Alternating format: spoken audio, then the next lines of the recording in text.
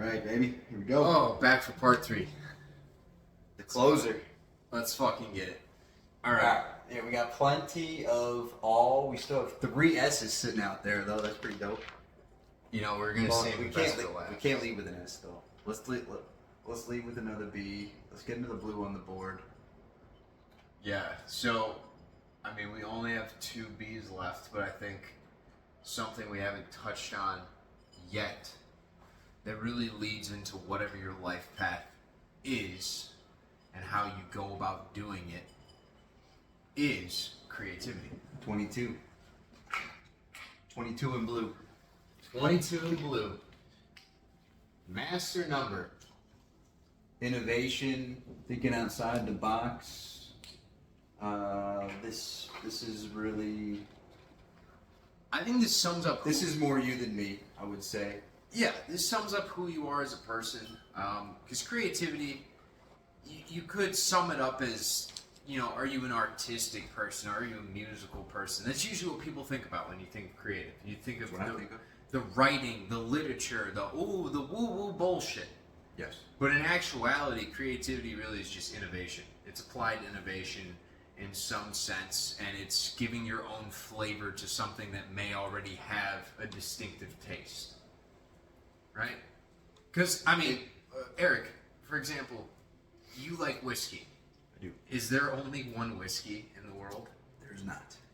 How many whiskeys would you wager that there have been throughout history? Tens of thousands? It's in the thousands. It has to be. Yeah, so it's like every single one has a creative touch to it. Has a creative touch. And there's so many creative touches that there's actually jobs that are designed for people to go around sniffing these things. Yeah.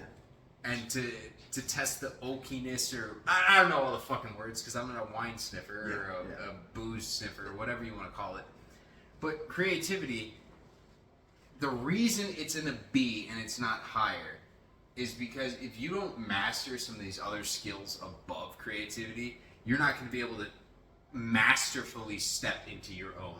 Because you're not going to be able to stand alone by yourself. You're going to always need to be coattailing off other people, and you're going to just take their word at face value. And so that leads you down a path where you're not creating new things. You're just perverting what's already been there. Yeah. Creativity for me is a really easy differentiator. And what I mean by that is it's not mainstream. It's not in the commonplace. No. So there are people that are very creative and people that are fucking not. Absolutely. So like if you're in that bubble of creative, like if you have that innovative spirit that you look at something differently, like that's how you can't look at something without thinking something completely off the grid with it. Yeah. Like if that's how you're wired, that can be, if you can tap into that, that can be really advantageous for you. Yeah, and that's why I was okay with B with it, because I do see that potential with it. Yeah, and it's kind of as well like an intuition. I don't want to necessarily say that everything comes from the ego itself, because I think we all have a divine purpose for being here. So I think creativity ultimately stems from stepping into some of these higher sources that we've talked about before.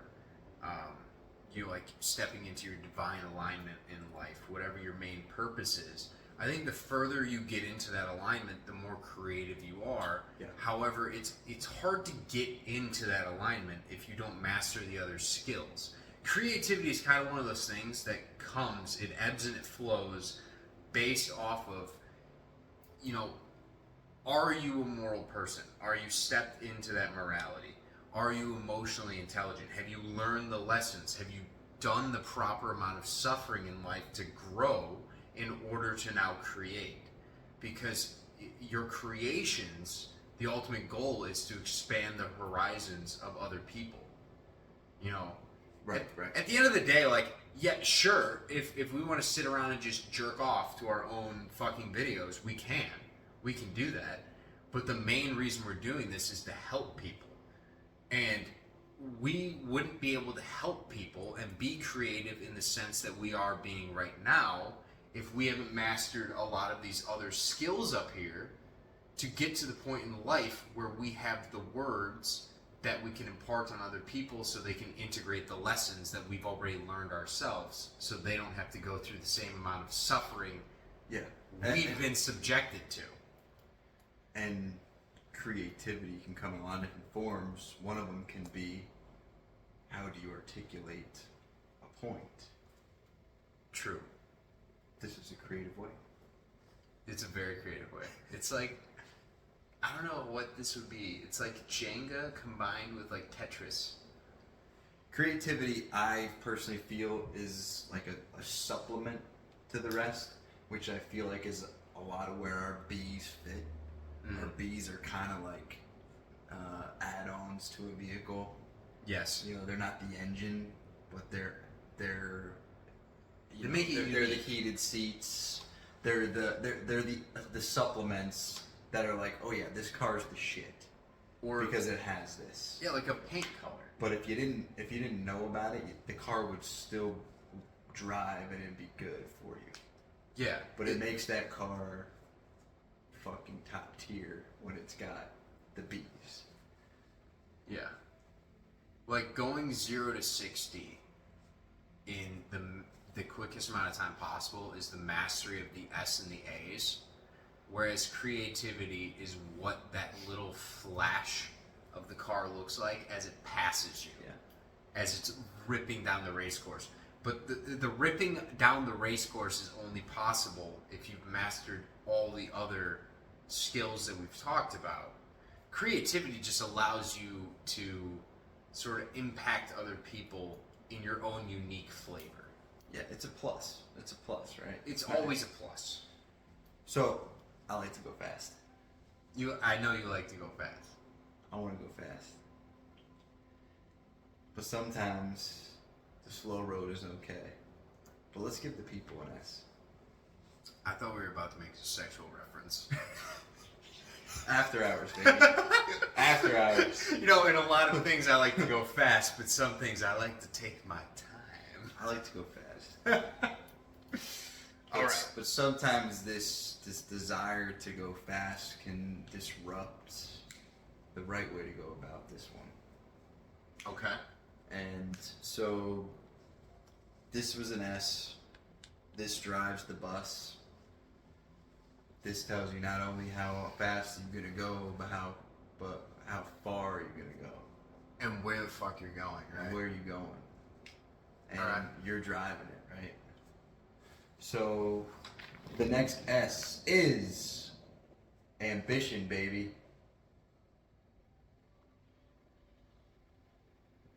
How far will we go? Will I stop? When will I stop? How far do I care to go before I stop? How badly do I keep going, right? You know, ambition to me, as I've stated before, I love bodybuilding. My favorite bodybuilder was, I'm actually blanking on his name right now, but he was called The Shadow. And Ronnie? No, big white guy. Jay Cutler? No. I cannot believe that I'm forgetting his name. Schwarzenegger? No. You'll remember it. I'll remember it eventually, but he has a quote. His name's not really important. But he has a quote that he says where he's like, you know, sometimes when your foot's on the pedal, it's on the gas, it's a little fucking hard to take it off. Mm. Yeah. And that's why he was called the Shadow, because he was one of those guys that would train in the shadows, and then he would just show up and blow everyone out. And he said the number one trait that he had over everyone else is that he believed he was a champion. He didn't need anyone else. He didn't need the social attention. There was no drive that any words, anyone else, or any self-belief from anyone else could give him, because all of his ambition came from himself. He's like, I've had a tough life, and so as a result of that tough life, he's like, that creates tough people. And he just slaughtered everyone else in his shows. Ambition for me is a little tricky because I feel like it does require that it factor. Yeah. It's tough to get ambition. Yeah, you just have it or you don't. And that's why it's in the S tier, maybe for us because we both have it. It's tough to like train and get it. I'm not saying it's impossible. I'd like to think that it is absolutely possible. But I do want to at least recognize that that's my initial take on ambition, is that it's definitely an element of it. Yes. And do you think everyone has an it? No. Okay. That's an important point. I think we're going to talk about that, or I'll cover it on soul cycles. I'll do a video on that. And, because within, I don't want to go too deep on it, but reincarnation, for example, if there are multiple soul cycles, if people reincarnate multiple times, maybe you're not at your final iteration. It's like Goku going through Dragon Ball Z. He wasn't always at that Super Saiyan Ultra Instinct level, for the nerds out there. He had to get his ass kicked multiple times throughout multiple lifetimes of his own being. And so that it factor that shows up is like when your soul finally realizes, like, hey, I've conquered enough of my own self-traumas, my own karma, my own indecision in life, enough of the small bullshit that a lot of people are stuck in, like the 7 deadly sins, like the lust, the greed, the envy. Once you transcend all of that and you become self-realized, that's when that it factor hits, where you're like, this is what I'm here for. yes. And that ambition, when that hits you, it's not like a little tickle on your back. It's like a fucking kick to the teeth. Yeah, no, it's a kick. It's a kick. You almost get it. Ambition is a tricky one in the sense of this, because it's an S tier. It should be a highest focus, but you often, if you don't have it, get it through mastering others. Yes. And so that's just something to keep in mind when you're working through this. How badly do you want it? Yeah. How hard are you willing to work for it? Do you care to work for it? Do you have that drive? Yeah. And if that's missing, you're not going to get it by focusing on the drive itself. You're going to get it probably through something else on the board. Yeah. And you're going to network with somebody, and you're going to see something in someone else that's going to kick you and kick that ambition into drive. Yeah. You're going to have that flip of the switch of the self-awareness, and you're going to be like, oh yeah, this is what I'm good at. I'm going to pursue this to the death. Yeah. And master it. It's usually something else that kicks it, but then you pour into it once you feel the kick. Yeah. And you do not give up, because once you have that driving you and fueling you, get out of the way. It's game over. No, everybody else get out of the way, because you're going to get what you want when you've activated the ambition. Sorry, I think Ajax just farted. It smells really. Jesus. No, you're absolutely correct on that one. I want to make a quick one for everyone, watching. Yeah. An example of this, and how you can really be at the top tier of your game, and that still is not your it. And that's David Goggins. That guy went through Navy SEALs training like 3 times. He was a decorated SEAL, and that still was not his it. His it is being an indestructible workhorse of a human being when it comes to physical fitness, and he ended up writing books which impacted millions of people to challenge themselves to actually conquer their overeating, their health, their mental health. So it's like you can go through your entire life practically thinking that your it is one thing, but really all the skills that you build along the way make you discover what it truly is. Like your career right now, my career in the past, it's like maybe it's all led us to the point we're at now, but even then in the future, that might open us up to a different different caliber of it. There's always an it there. You just need to have the ambition to fucking chase it. Figure out what you want. Figure out what is good for you, what makes you feel good, and relentlessly pursue it. Chase something. That's ambition. Chase something. Chase something. We said last one. Have a goal. Yeah. If you don't have a goal, if you're not working towards something, then you're throwing fucking darts blind. So have a goal, and that comes back to ambition.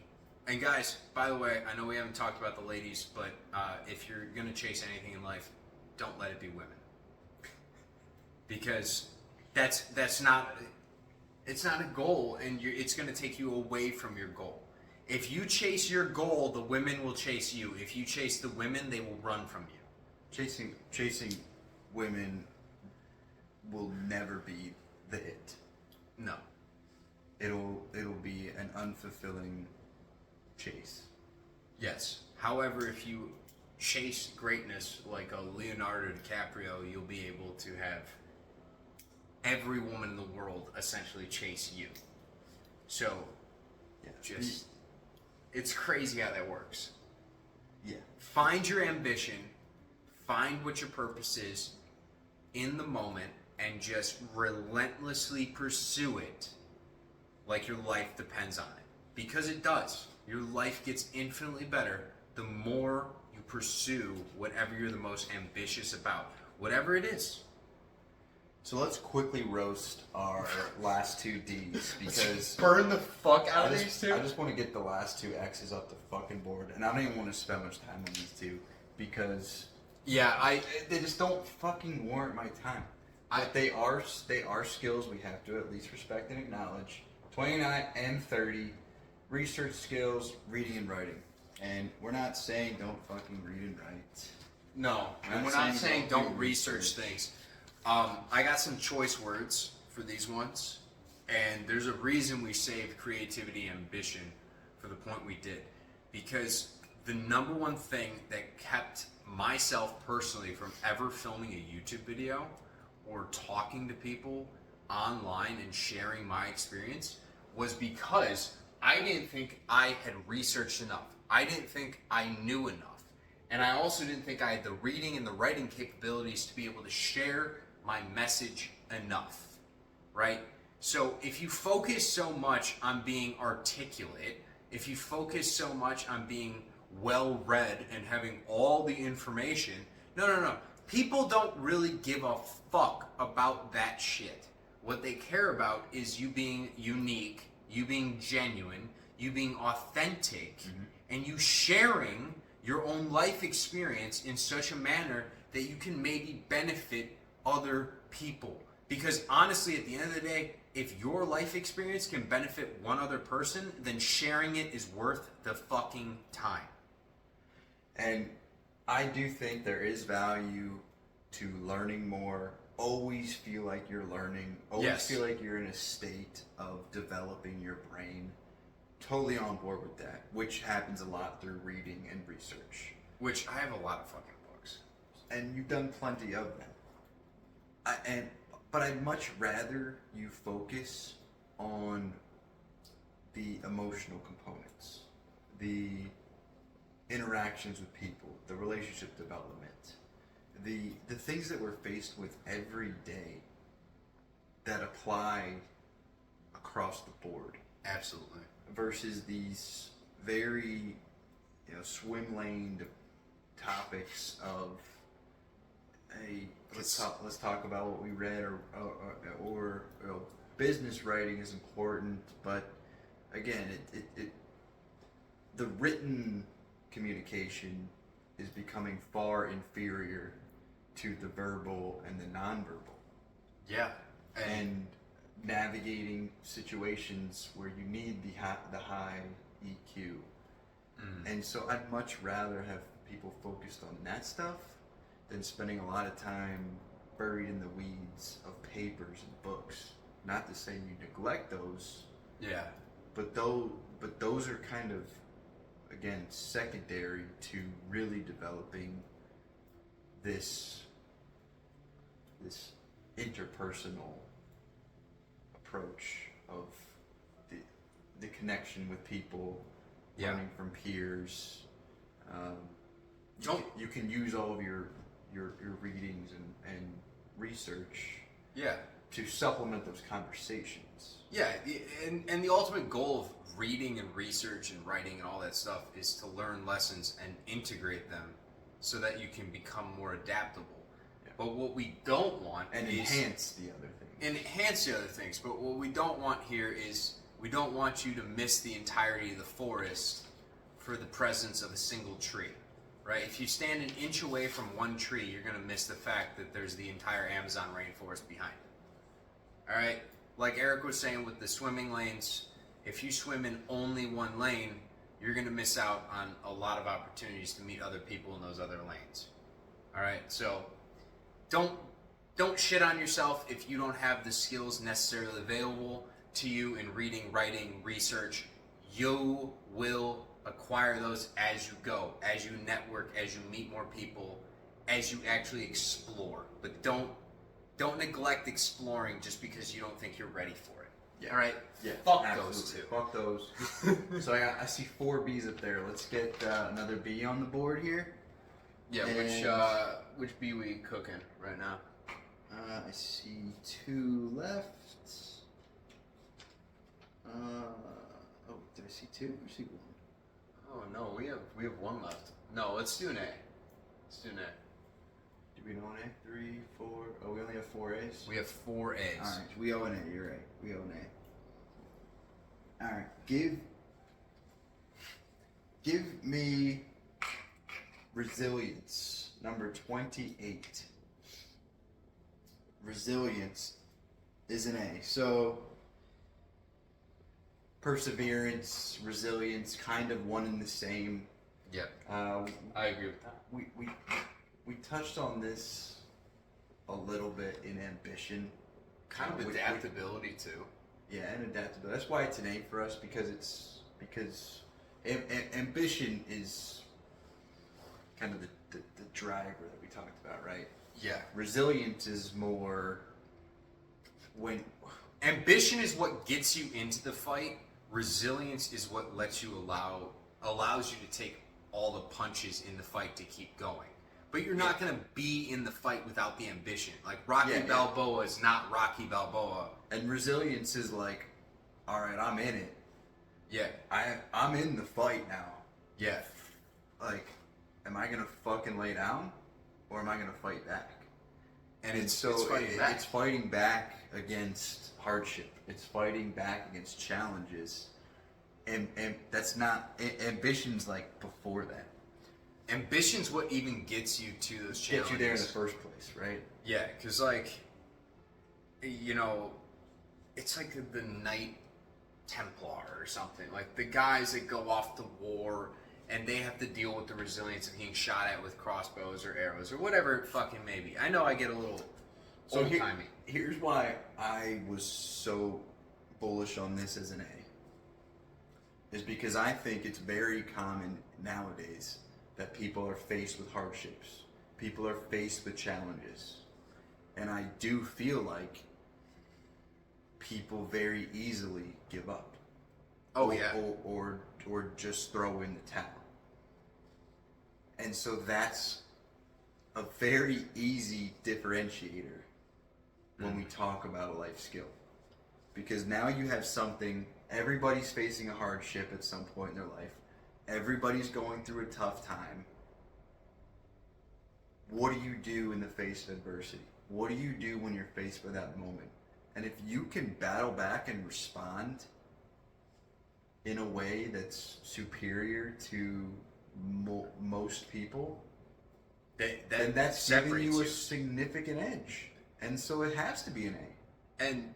And more so, right to your point on that, most people in today's world, they're not willing to battle back. So if you need motivation to battle back, just realize that just by fighting a little bit, you are standing out from the fucking crowd. Yep. It is so easy nowadays to be unique and special because most people just give up. Like, I don't even think a lot of people are expecting fight back. Most people just want... People have come to assume that, like, resilience just doesn't exist. Yeah, it's kind of sad. And so, by us putting it in an A, we're recognizing, instill this shit. Yeah. Fight back. Fight back. If you're down, don't throw the hands up and be like, okay, that is what it is. Be different, man. Like, how badass is that? Isn't the underdog story what we always root for? Yeah, and also, you're never judged by how many times you get knocked down. You're only judged if you get knocked down and you decide to fucking stay there. I'm more of a UFC guy than you are. Yeah. But the best UFC fight, man, is when a guy's getting his ass kicked, and then the ref is literally about to jump in, call the fight. And this guy just does enough defending to where he keeps the ref from interjecting. And then he somehow flips it, gets the momentum, and ends up winning the fight. And everybody's just like, holy shit, what just happened? Yeah. And that's resilience. And we fuck with that guy. Oh, we're like, dude, that guy how did he just do that? That was badass. You're an immediate fan. That's like Robbie Lawler fights. Oh, absolutely. Dude, like anytime I just see an absolute bloodbath. You're like, how is this guy still standing? This is badass. You immediately have more respect for the person. Yeah, because it's just something so incredible to see so much adversity thrown at a human being, and they refuse to crumble. When it looks like they're cracked through, it looks like they should fall apart, and they're like, no. They're like, no, I refuse. You put me in a fucking grave. Yeah, and you ask them like, is your structural integrity still there? It looks like you're gonna fall apart. They're like, I am. But you know what's keeping me together? Spirit. Dude. Soul. Resilience is important as fuck. Yeah. Get punched in the face. It was an easy A for me. I think we didn't really have much disagreement on that one, to be honest. Yo, that was probably one of the closest ones where we were like, this should be an S, but we ran out of S spots. So let's quickly cruise through our last C, just to get it out of the way. Because it's up there and it's all kind of lonely, and it's a green. It's a green. And this one is just... It's a conflict. Yeah, conflict resolution. Again, don't spend a lot of time in this one, guys. You're gonna have conflicts. They're not gonna change really the trajectory. And would you say your reasoning for it being a C is almost more so that your conflict resolution skills are only going to increase the more you master every other skill on this list? Yeah, this is so secondary to everything else. You by default get better at interacting with different situations through everything else focused. Yeah. If you start focusing too much on conflict resolution, aren't you in a way asking for conflict? Yeah, and guys, like in reality creation, like you're manifesting it. If you're focusing on the fact that you have conflicts, you're going to have more fucking conflicts. Whereas if you focus on the fact like, hey, I'm just a good person, I'm a moral person, I do the right thing all the time, I have high emotional intelligence, you're not going to put yourself... I mean, let's fucking run through it. Adaptability. You're going to be a chameleon. You're with high emotional IQ. You can step in other people's fucking shoes. There's no sense to having conflicts because you're not going to be in positions. Yeah. To What are you pouring your energy into? So you're pouring your energy into focusing on how to manage conflicts. Yeah. You're probably going to get more conflicts. What are you, a fucking lawyer? Fuck you. This one. Honestly, actually talking about it now, It should be D. could argue fucking D. It's D tier, probably. Like, you're getting into conflicts if you're fucking manifesting fucking conflicts. How about you just don't go that way, be the bigger man? You'll have so little conflict in your life. Like, you and I, right? We mastered this. Do you ever get in arguments, really? No. Like, it just doesn't happen.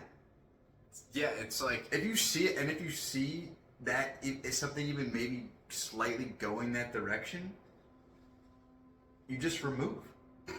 Emotional intelligence. Yeah, you just remove yourself. You're like, I'm good. You can sense it coming a mile off. I'm not going there. You don't announce it, but you just like, I'm not going there. You know you're not going there, and so you navigate that situation out.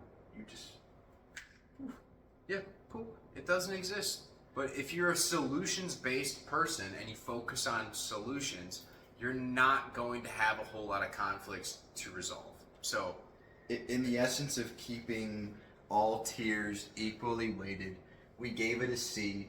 I now firmly believe, after talking through it, fucking D.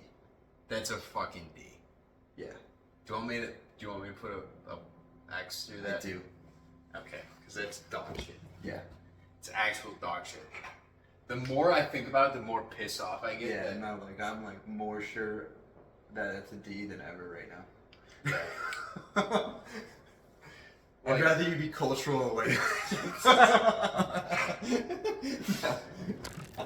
Yeah, dude, I've made too many Asian jokes and I don't know, bro.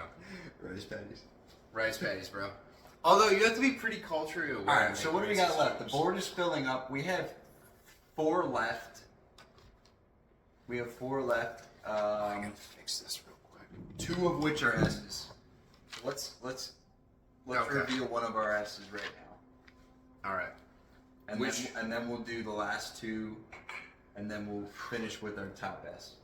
So let's go with our next S, number 20, self-discipline.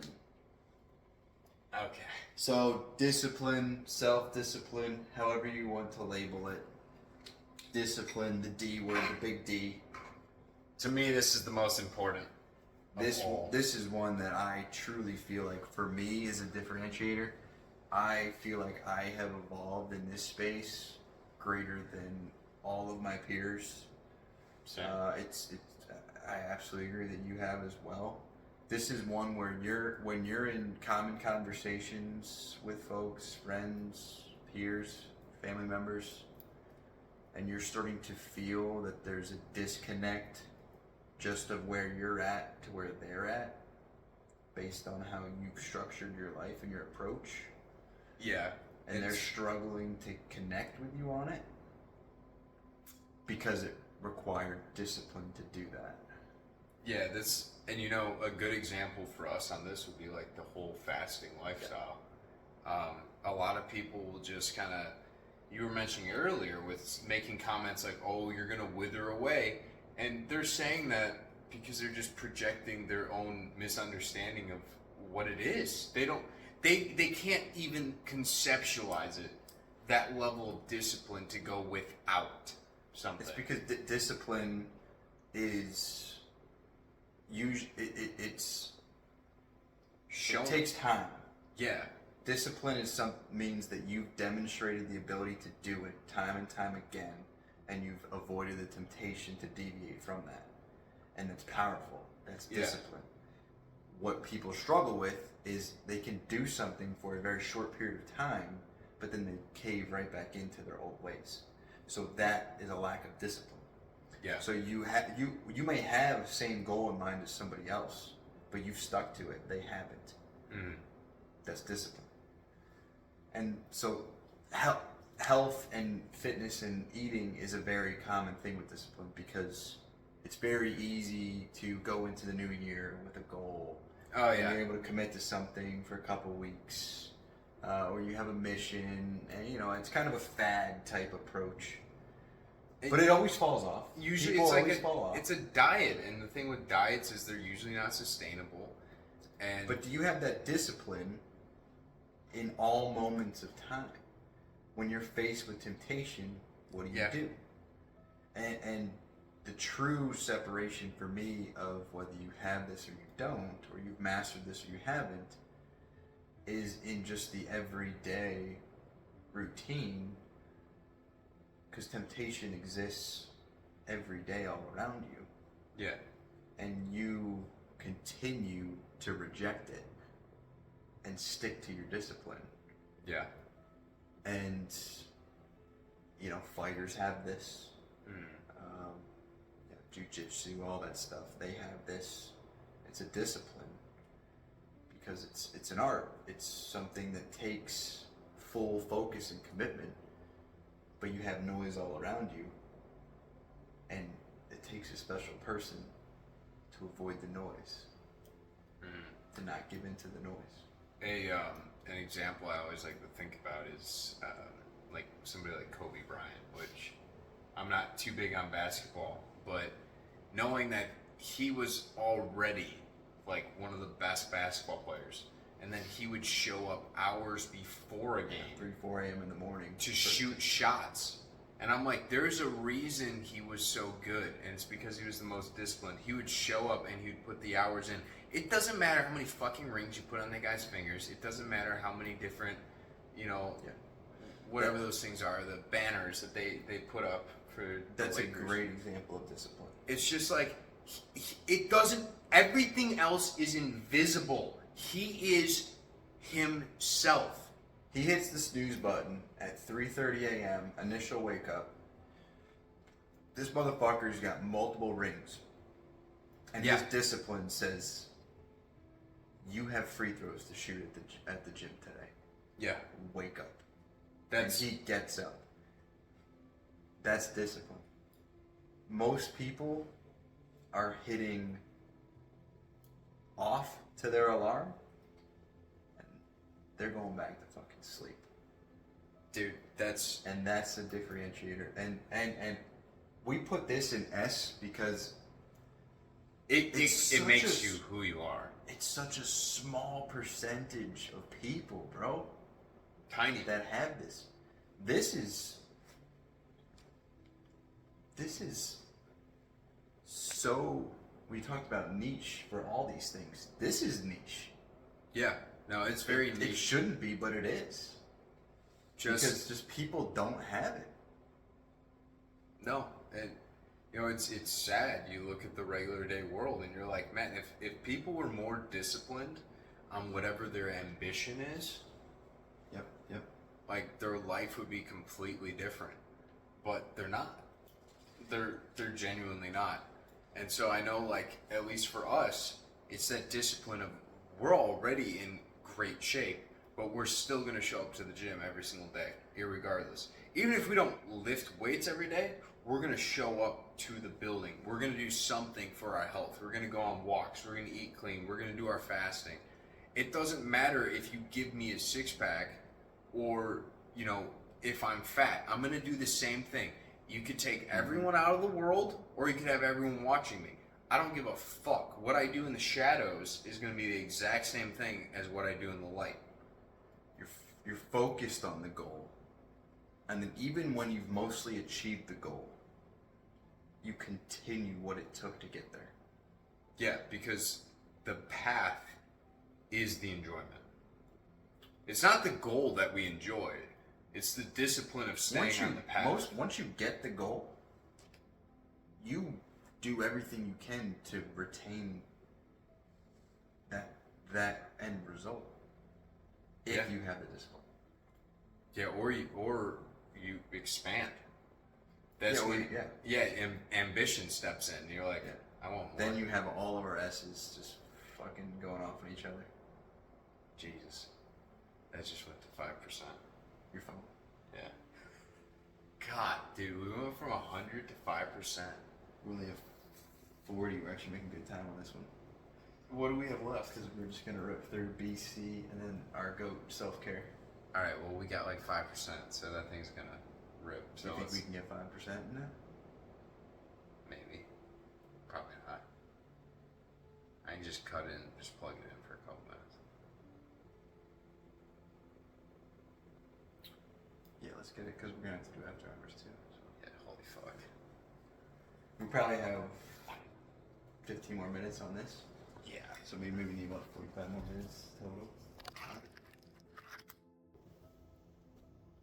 All right. Where were we? We were finishing up. Yeah. We just smashed discipline.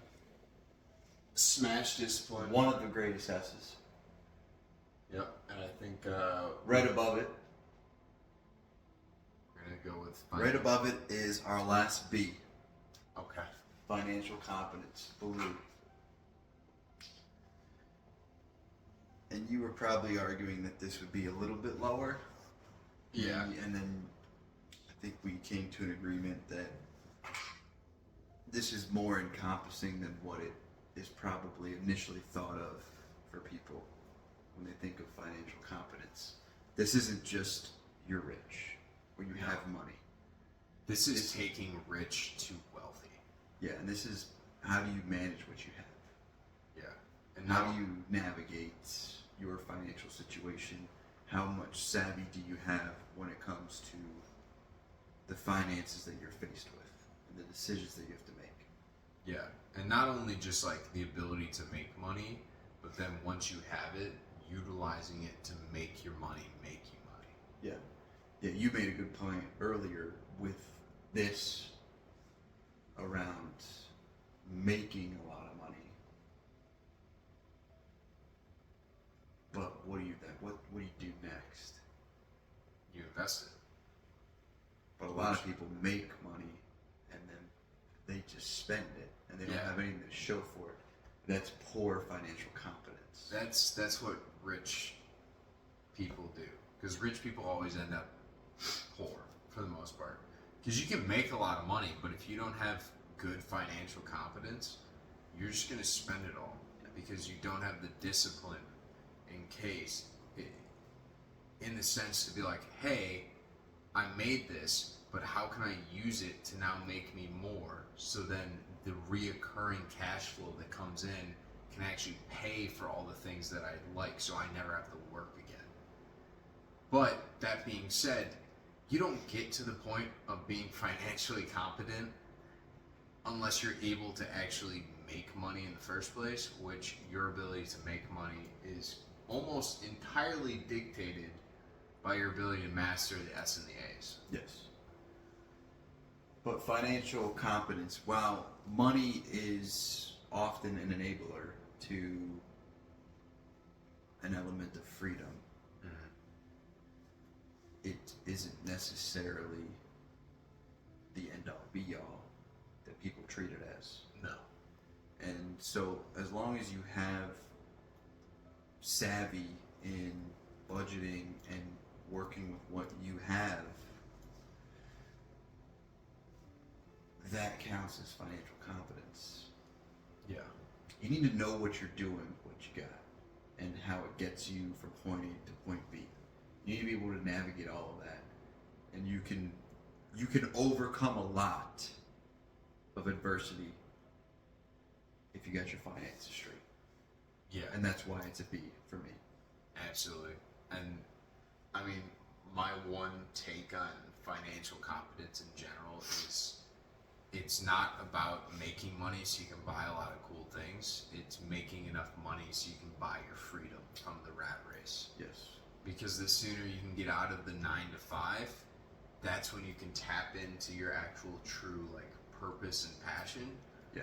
Because working for somebody else that, you know, any 9 to 5 you have ultimately is somebody else's dream. Gain your wealth, but gain it for the right intention. What are you going to do with the wealth once it's obtained? Yeah. And that's where you can differentiate yourself. Take that wealth and garner it for good. Instead of, just useless. Instead of just materialism. Materialism, which is where most people nowadays are stuck. They're just Keeping up with the Joneses. Which perfectly segues into our last A, number 24, decision making. What are you deciding to do? Yeah. Buy a Lambo? Maybe. So this is not necessarily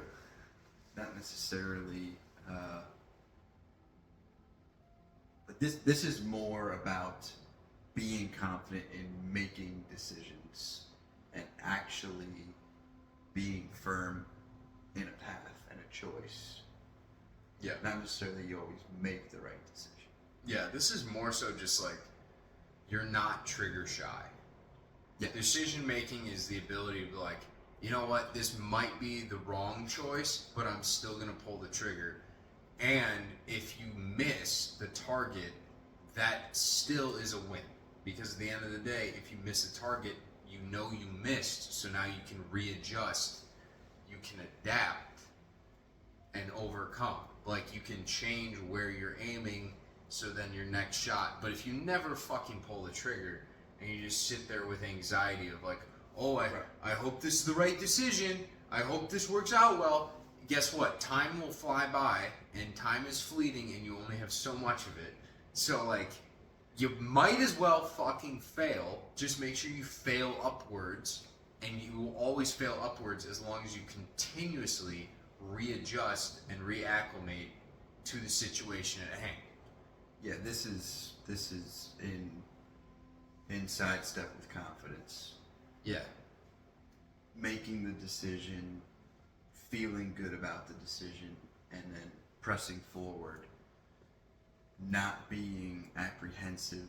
Apprehension is a deterioration to all of this.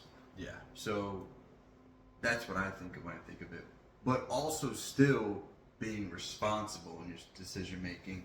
Coming at it from an approach where you have at least assessed and brought all the factors in to make an educated decision. You're not just shooting at the hip. You're still approaching your decisions responsibly. Yeah, you can't just like go through life willy-nilly and just, do whatever the fuck you want. But decision making, kind of similar to what we've talked about before, is figure out exactly where you're trying to go in life, make decisions in the general direction, and then just kind of make small incremental changes along the way that will realign you. But you can't ever be conscious of those realignments that you need to make if you never fall. Like, it's okay, and that's part of what we talked about with resilience, is you have to be able to take the punches, because you're gonna fail, but you just have to keep moving forward and just readjust what you're doing. But the first step is to make a decision along some path, some line. Yeah. And this is an A because we're faced with decisions daily, multiple. Yes. Some very impactful, some on a smaller scale. But this is something that you will always have to have confidence in approaching and making the move, right? And feeling good about your move. And so you have to figure out how you can commit to decisions and have confidence in those decisions. And so that's why it's an A. Yeah, it's so important. You have to make decisions. I mean, you probably make 100 decisions a day, realistically. And if you make, most of them are probably very insignificant, that are autonomous decisions, but decisions nonetheless. Yeah. Every decision has an outcome and an impact. You need to set yourself up to be making decisions that have mostly positive outcomes and impacts. Yeah. Or you're gonna just be subjected to paralysis analysis. Or analysis paralysis, whatever they fucking call it, for the rest of your life. Overanalyze, paralysis by analysis. Yeah. You just stare at all the data, you overkill yourself with numbers and information, and then you don't know what to fucking do. You confuse yourself more. Yeah, sometimes just, turn off the brain, let the lizard take over, and just fucking go for it. And then our all-encompassing S. This one, it has everything kind of rolled up into one. Number 6, right at the top. Self-care. Taking care of your physical and mental health. Yeah. So this hybrids very well with a lot of the other S's. This is physical. This is mental. This is emotional. This is spiritual. Taking time. This is spiritual. This is taking time to yourself. Figure out within your own individual space all of these other components. You have to set yourself up first for success by taking care of yourself. Yeah, and kind of we covered a couple things throughout tonight, but like an example of this would be like golf for you. It's one of those things like, do you necessarily need it to succeed? No. However, it's a sense of self-care because your mental state will be better. Emotional state will be better. You're spiritually probably going to be better because if you feel happier, like if your mental, your emotional, your physical is all in alignment, your spiritual is going to be better in alignment because you're going to be happier and therefore more in tune with your higher self, because like your highest version of yourself is not going to be the moody, depressed piece of shit, right? Yeah, this we agreed was kind of the culmination of everything. Yeah. So it's almost like the cake. Yeah. It's like having the cake and eating it too. And the cake has multiple layers, and every layer matters, and every layer goes into it. And if you neglect a layer, then you're neglecting overall the self-care. Yeah. It's tough to do, but there's people don't respect themselves way too often. No. And maybe part of understanding self-care is to just get out a piece of paper and figure out, you can write down some goals for yourself, what you want to be 5 years, 10 years, and ask yourself questions of what am I doing right now versus what would my future self, my perfect self be doing, and maybe start pulling from some of those same activities and seeing if you can reproduce those in your daily life now. And that's self-care. Because like if your future perfect version of yourself is going to be doing something, like you're always going to be golfing. You like golfing, so you golf in the present moment. Like I like reading books and like studying weird fucking shit, so I'm going to do that in the present moment. It makes me happy. It makes me a better version of me. Yeah. So like self-care, ultimately, it's not actually chasing these ambitious goals. It's not the discipline to go to the gym every day, but it's the understanding of knowing that, hey, that going to the gym serves me in other ways other than just the physical portion. It's the puzzle. Yeah. All the pieces to the puzzle. Yeah. So it's putting it all together. The golf outing where you're decompressing, you're getting that mental health. You do your meditation and you're focusing on recentering. You go to the gym and you exercise. You get that feel good. You also work on your body. You boost confidence from that. It's all it's just the holistic care. Yes. From these individual components that make the machine. Yeah. And if you take care of the machine through self-care, everything the else machine benefits. will run smoothly, and it'll be the fastest fucking car on the track. Absolutely, and it's the beautiful knowingness that everything's interconnected in a sense. Like going, like the gym example, a lot of people will see going as the gym as purely physical, but ultimately it's almost like a spiritual event for me. Yeah. At least. Well, and you get out in public.